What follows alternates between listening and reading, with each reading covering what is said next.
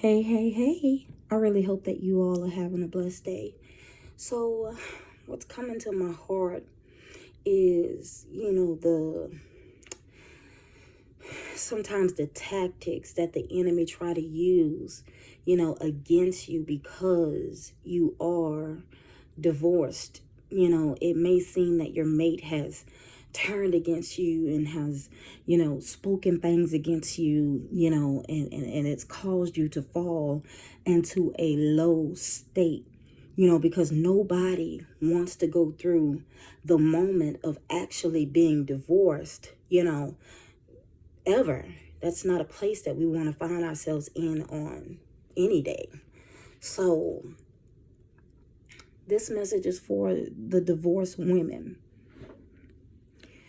You may feel downtrodden. You may feel low because the man you loved, you've come to a place of realizing that he didn't give you the love that you so gratefully deserved.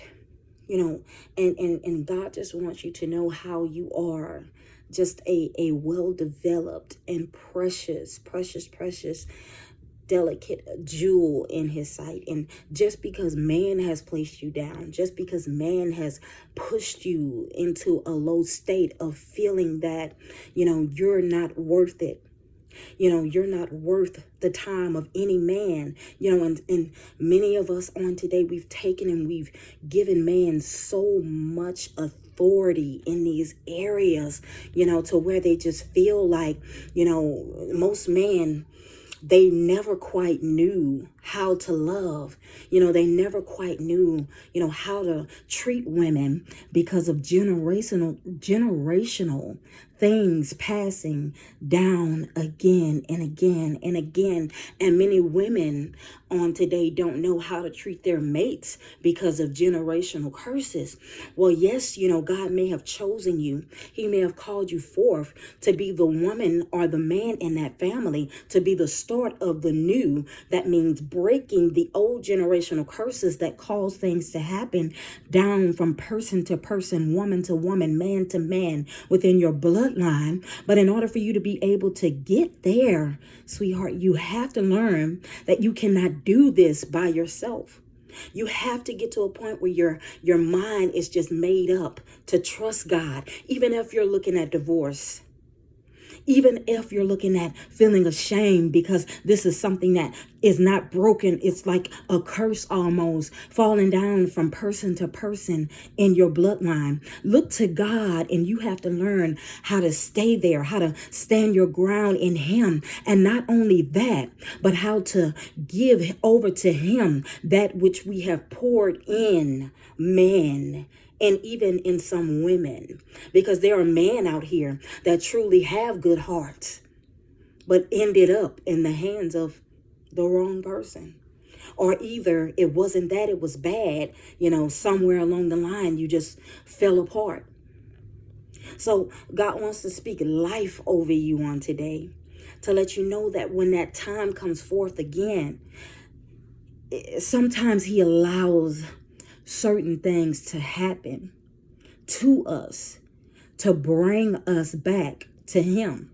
Because as I was stating before, some of us pour too much into our mates to where there's not room left to give that time over to God, to dedicate our lives for Him and for His purposes. So God will catch you before He sees you getting too far off track. He will catch you, and then He'll pull you back, even if it looks like, but for a little while, that He's destroying the one you love, the one you've poured your all into. He will pull you out of that to get you to learn that your main focus is to be for the kingdom. You can't take that which God, the things in us that He placed in us, that which is holy, and dedicate all of that unto man. We know that God is a jealous God. And when you belong to him, whether if you want to wake up to that realization or not, he will pull you, save you from yourself and your past doings and stop it and put you back to that which you should have been at before. Because it's bigger than you. God is using you. He's made your life a demonstration. So people may look at your marriage being in divorce and say, oh, it's turning to nothing. Oh, it's crumbled down. Oh, it won't transform again. Many of you all are going to see God restoring that which you thought could not be fixed. And people are looking and laughing, and some of them are really feeling the hurt. Close friends and loved ones understanding how you feel and what you're going through. But many of them are laughing and thinking that this is funny and that God can't repair that which he has called to fall, to bring you to his purposes and to bring out the goodness in you that he's placed in you since you were in your mother's womb. Because you are the start of the generational curse breaker. What you are doing is bigger than just you. You have got to get to a point to where you submit to what it is that God is requiring you to do in this time. And as you do that, you will see that everything concerning you will begin to fall back in place. For no man or no woman that submits to the will of God over their lives shall be put to open shame. For God has a greater purpose for you.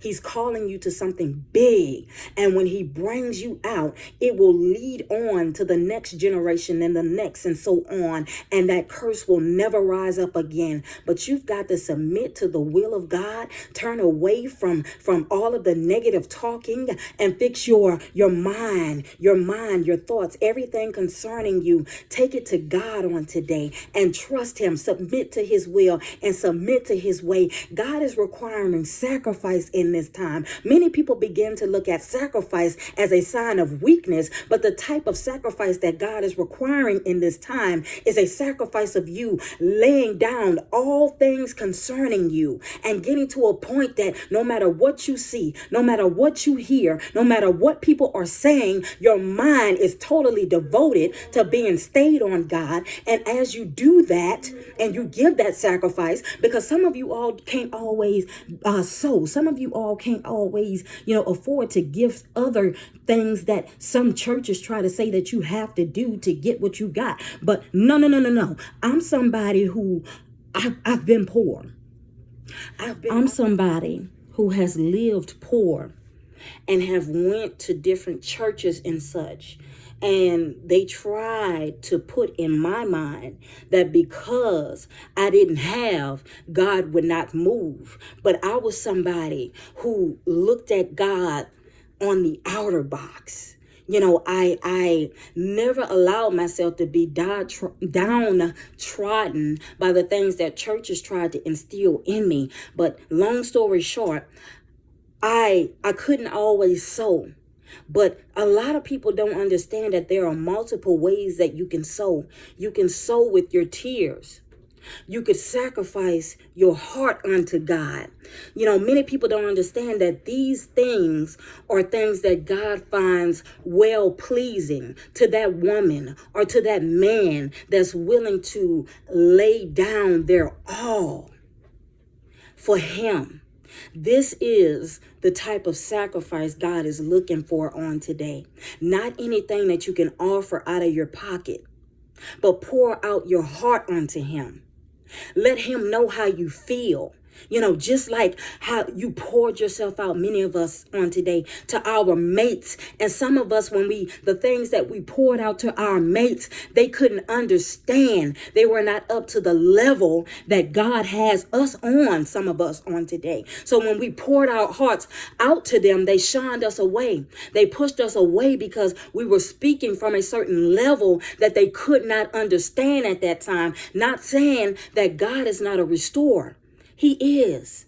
And for some of you all, you will be restored.